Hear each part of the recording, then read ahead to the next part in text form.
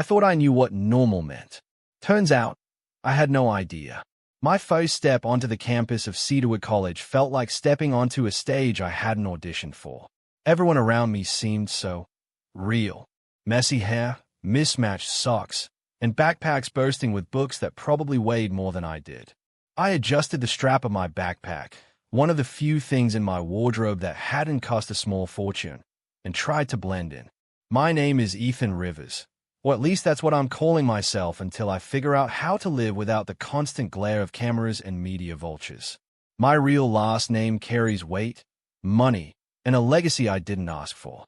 Here, under a fake ID and a carefully crafted backstory, I'm just another guy trying not to get lost in the cafeteria line. That's when I saw her. She was sitting cross-legged on the floor, surrounded by textbooks, scribbling in a notebook that looked like it had seen better days. Her hair fell messily around her face, and she was muttering to herself like she didn't even notice the world around her. Something about her drew me in, a kind of fierce determination I didn't expect to find outside of boardrooms and charity galas. "Excuse me," I said, cautiously approaching.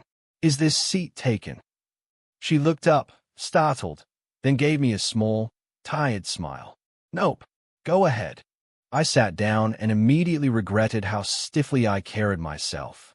How do normal people sit without looking like they're calculating the Dow Jones? "I'm Lila," she said, offering a hand.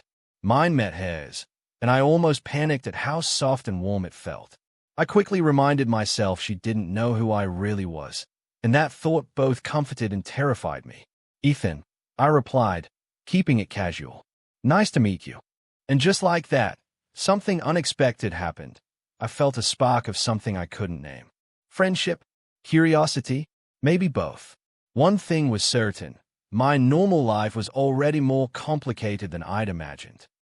If someone had told me a month ago that my best friend in college would be a girl who lives off instant noodles and thrift store sweaters, I'd have laughed. Not because I'd think less of her, but because I wouldn't have believed I could fit into that kind of world. But somehow, I did. Lila and I started hanging out after that first awkward cafeteria encounter.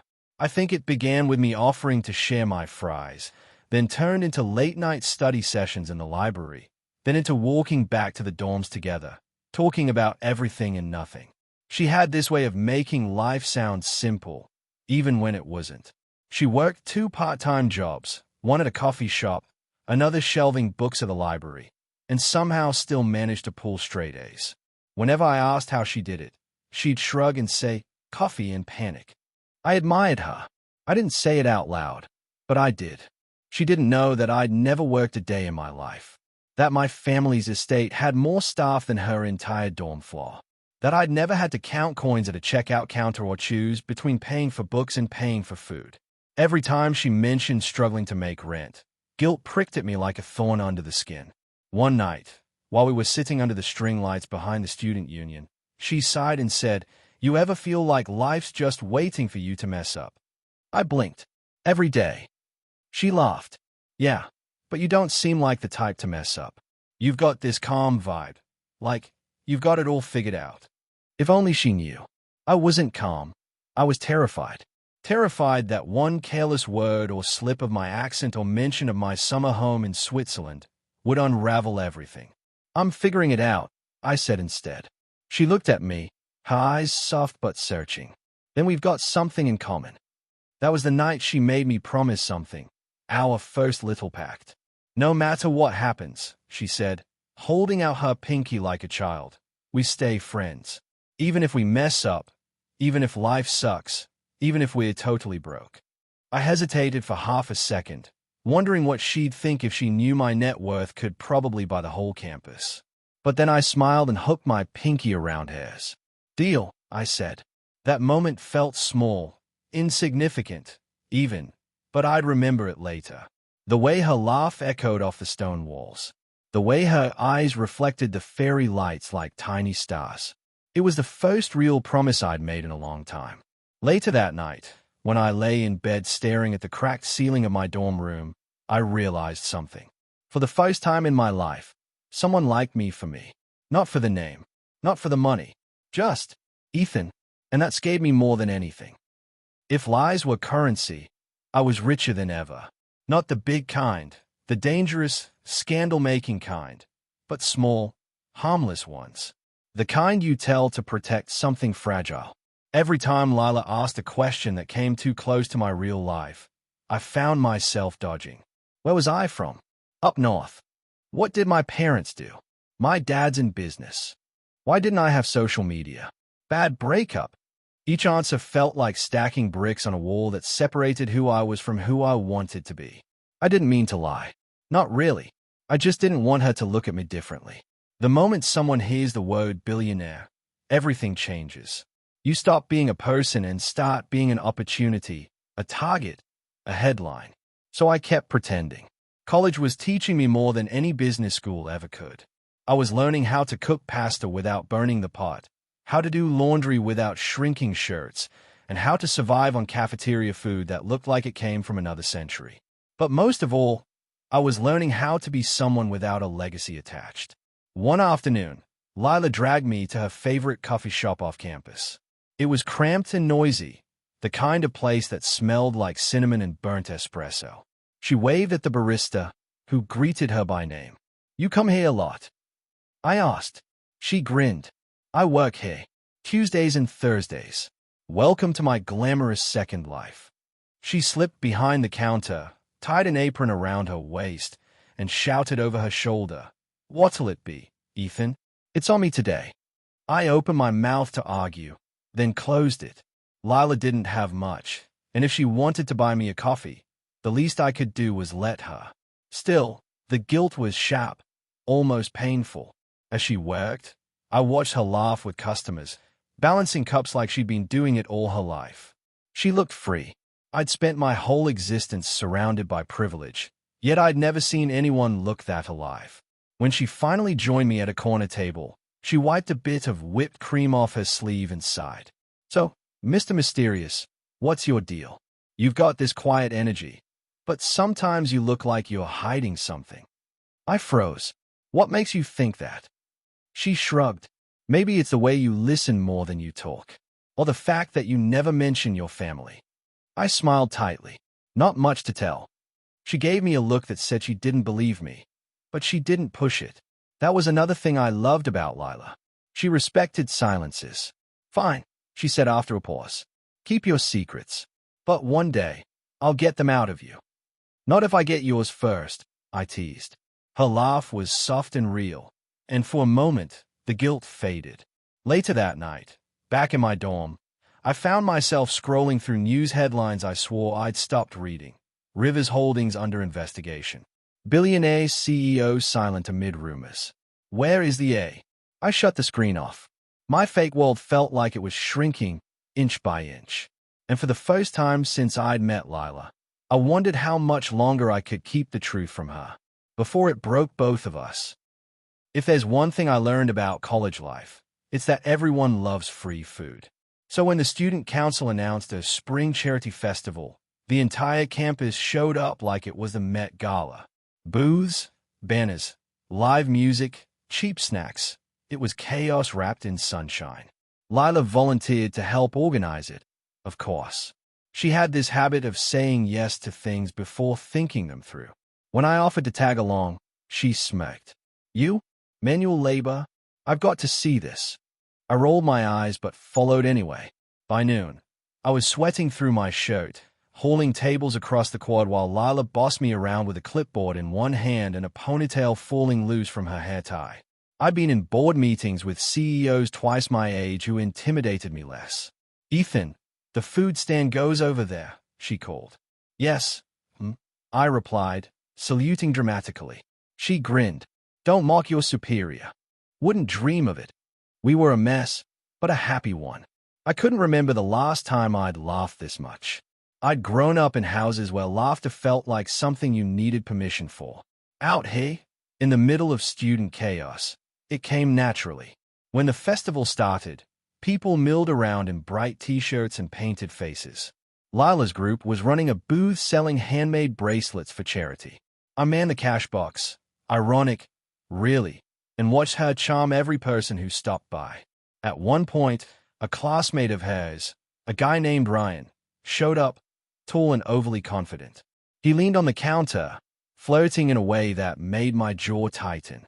"You know, Grant," he said, "you could have told me you were bringing backup. Is this your boyfriend?" Lila choked on her lemonade. "What? No, Ethan's just a friend." Just a friend. The words shouldn't have stung, but they did. Ryan smirked, then turned to me. "Cool. So, Ethan, what do you do when you're not carrying tables for the boss here?" I hesitated. The question was innocent enough, but it caught me off guard.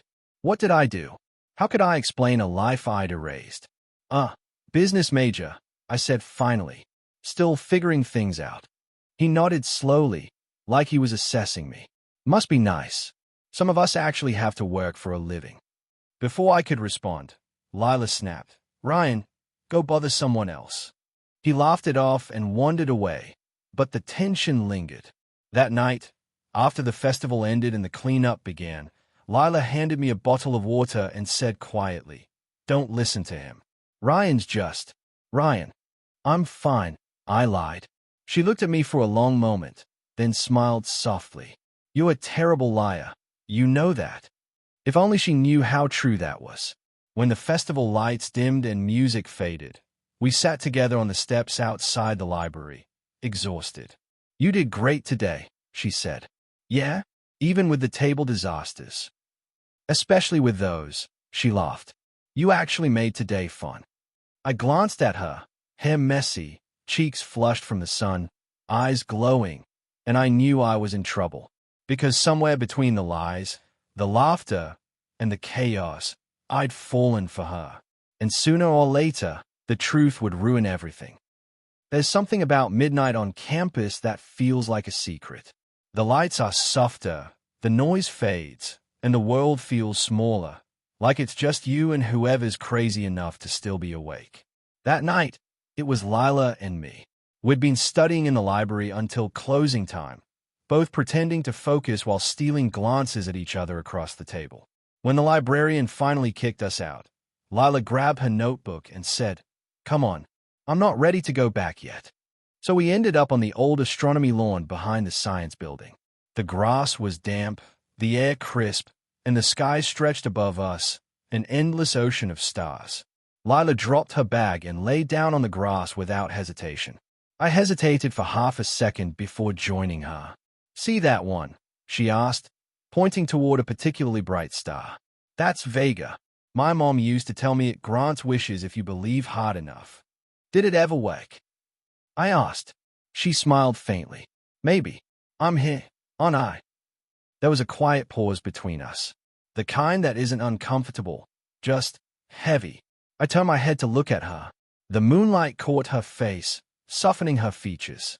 I could see the tiny freckles across her nose, the small scar on her chin, the curve of a smile she wasn't quite letting out.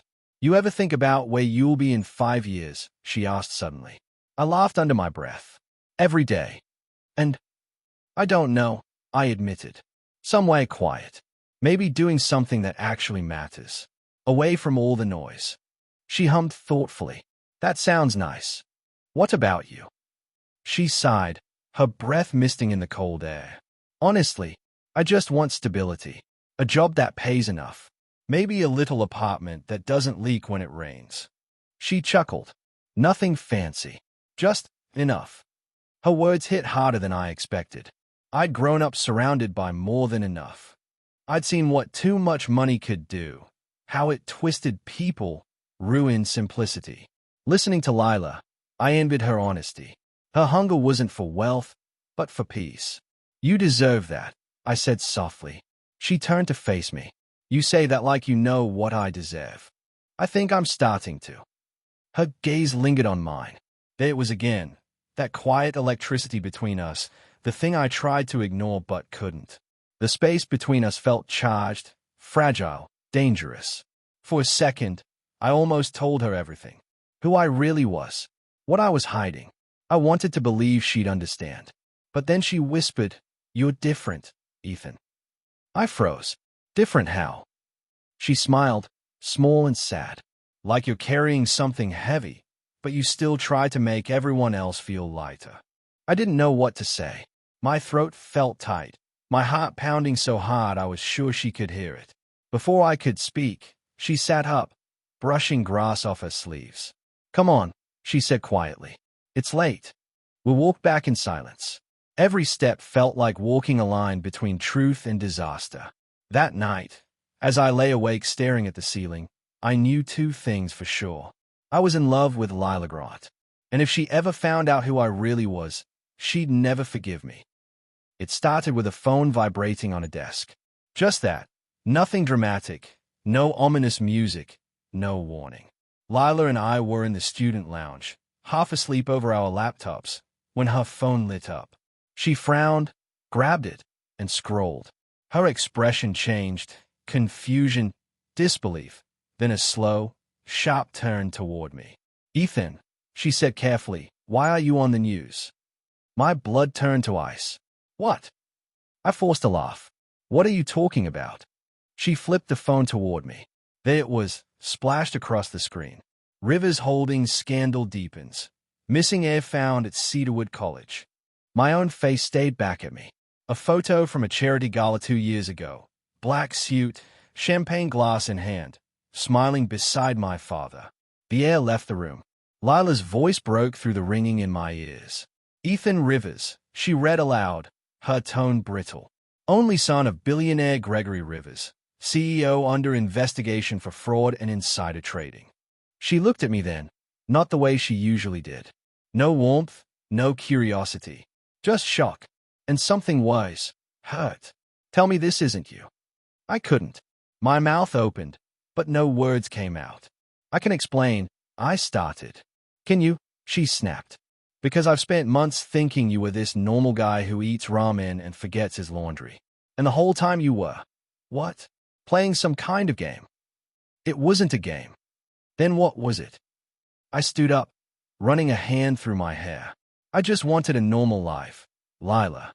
One where no one cared about money, or headlines, or family names. I didn't lie to hurt you. I lied because I didn't want to lose this." She laughed, short, bitter. "You lost at the moment you lied." Around us, whispers had already started. A few students glanced over, phones out, screens glowing. The story was spreading fast. My secret, our secret, was no longer mine to control. Lila grabbed her bag, her eyes glassy. "You should have trusted me," she said quietly. "I would have understood." "Would you have?" I asked, voice cracking. She didn't answer. She just turned and walked away. The days that followed blurred together. News reporters at the gates, classmates staring like I was an alien, and a flood of messages from my family's PR team demanding damage control. My father's voice on the phone was cold and familiar. "You've embarrassed us enough, Ethan. Come home." Home. That word didn't mean anything anymore. I stayed holed up in my dorm for 2 days, ignoring calls, ignoring food, ignoring everything except the memory of Lila's face when she said I should have trusted her. When I finally stepped outside, Cedarwood didn't feel like the same place. The laughter, the crowds, it all felt distant, like I was walking through someone else's story. And maybe I was, because the version of Ethan Rivers who came here looking for a normal life, he was gone. All that was left was a boy who'd learned the hard way that hiding the truth doesn't protect the people you care about. It only guarantees you'll lose them. Silence can be louder than shouting. It filled every corner of my dorm room for days after the truth came out. My phone kept buzzing. Calls from reporters, messages from old friends who suddenly remembered my number, and a few from my father's assistant. Not from him, of course. He never called twice. I didn't answer any of them. The only message I wanted, the only one that mattered, never came. Lila hadn't spoken to me since she'd walked out of the student lounge. I'd seen her a couple of times across campus. Each time, she looked right through me, like I was invisible. I couldn't blame her, but ignoring the problem had never fixed anything, and hiding had already destroyed enough. So when I saw her leaving the library one evening, I didn't think, I just followed. "Lila," I called out. She stopped but didn't turn around. "What do you want, Ethan?" "To explain." "You already did," she said, her voice flat. "You wanted a normal life, so you lied your way into one. Congratulations." Her words stung, but I deserved them. I didn't mean to hurt you. Then why does it hurt so much? She turned, eyes glistening but hard. I thought I knew you. I told you things I don't tell anyone. You said we were friends. We are. I stepped closer, desperate. Everything I said, everything I felt, it was real. The name, the money, it doesn't change that. She shook her head. It changes everything. The wind blew between us, sharp and cold. Around us, the campus lights flickered on, bathing the path in gold.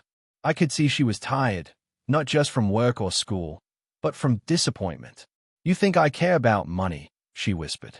You think I'd have treated you differently if you'd told me the truth. I was afraid you might. Then you never really trusted me, she said softly. I opened my mouth to argue, but no sound came out. She was right. I'd trusted her with almost everything, except the truth that mattered most.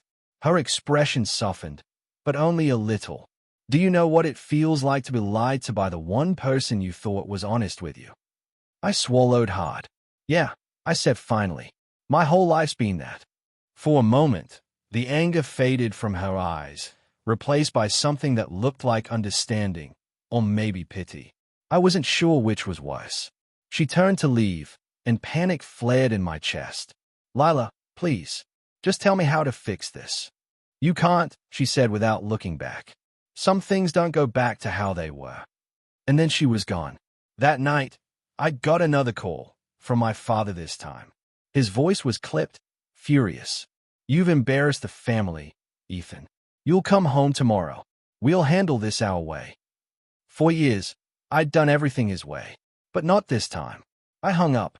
For the first time in my life, I realized I had something worth fighting for that money couldn't buy.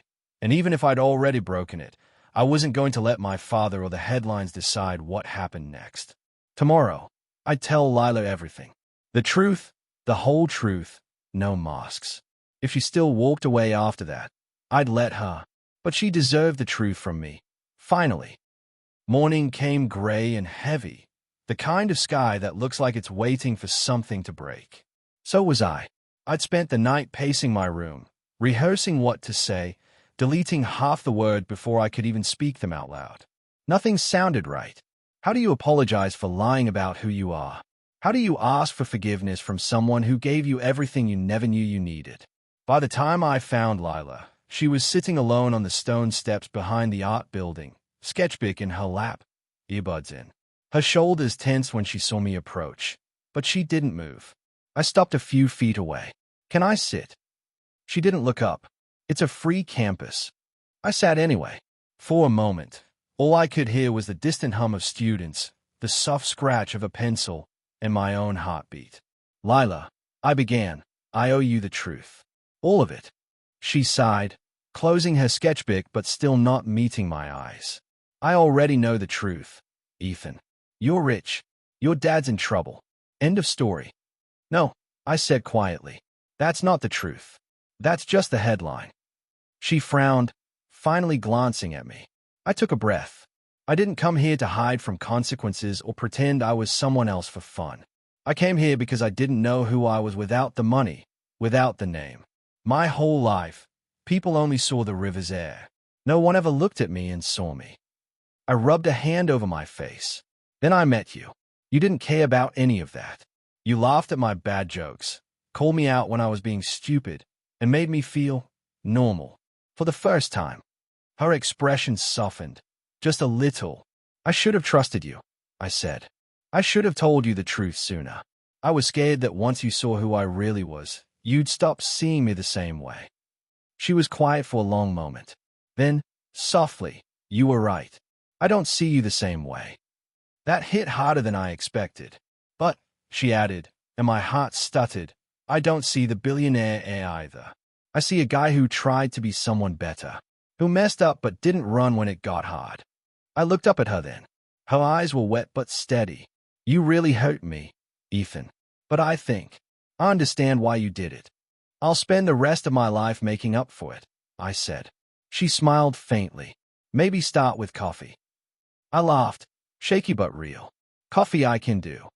We sat there, side by side, the silence between us no longer heavy but healing. The sky finally broke, a soft drizzle falling around us, and for the first time in weeks, I didn't care. When she leaned her head against my shoulder, I let out a breath I didn't realize I'd been holding. "Guess we both needed to find out who we are," she murmured. "Yeah," I said, watching the rain blur the world into something softer. "And maybe this is who I want to be." That night, I sent a single message to my father. "I'm staying. I'll face whatever comes next. On my own. No more hiding. No more lies." Maybe I wasn't the perfect son or the perfect heir, but as Lila's fingers brushed mine under the fading light, I realized I'd found something better. A life that finally felt real. 6 months later, Cedarwood College looked the same, but I didn't. The headlines had quieted. My father's scandal was still unraveling, but I'd stopped letting it define me. The lawyers handled the business fallout. I handled my own life. For once, that felt like enough. I got a part-time job at the same coffee shop where Lila worked. The first day, the manager blinked at my application and said, "You sure you know how to make a latte?" "I can learn," I said. And I did, slowly, awkwardly, spilling milk more than once while Lila laughed behind the counter. She said it was good for me. I told her I was starting to think humility came in foam form. We weren't the same as before. Something between us had changed, become steadier, deeper. There were still moments when I caught guilt flickering behind her smile, or when she'd hesitate before asking about my family. But we talked. We told the truth, even when it was uncomfortable. That was the difference. One afternoon, after our shift ended, we walked across campus. It was late spring again, the same season when everything had fallen apart. Now, the air smelled like cut grass and coffee beans, and the quad was alive with laughter. Lila nudged me with her elbow. "You ever think about how weird it is that you're here? Like the Ethan Rivers, pouring cappuccinos for freshmen." I grinned. I like to think of it as character development. She rolled her eyes but smiled. "You could have gone anywhere, Ethan. You could have left all this behind." "I didn't want to," I said simply. "I like who I'm becoming here. With you." She stopped walking, and for a second, I thought I'd said too much. But then she reached up and brushed a strand of hair out of my eyes. "You know," she said softly, "you're not as terrible at this normal life thing as you used to be." "High praise," I said, pretending to bow. She laughed and started walking again. I followed, matching her pace. The sun was setting, spilling gold light across the campus. For a moment, everything was quiet, the good kind of quiet, the kind that feels like peace. I used to think freedom meant escape. That to live freely, I had to run from everything connected to my name. But now I know it's not about running away. It's about choosing what to hold on to. I still don't know exactly who I am. Maybe I never will. But when Lila takes my hand as we cross the street, I know who I want to be with. And maybe that's enough. As we reached the steps outside the library, she turned and smiled. "You coming to class tomorrow, Mr. Coffee Expert?" "Only if you promise not to grade my latte art," I said. "Deal," she said, laughing. The sound echoed through the quad, warm and familiar. And for the first time in a long, messy, unpredictable while, I knew I was home. Thank you so much for listening. If you enjoyed this story, don't forget to like, comment, and subscribe for more original novel stories. And stay tuned. Our next story is coming soon.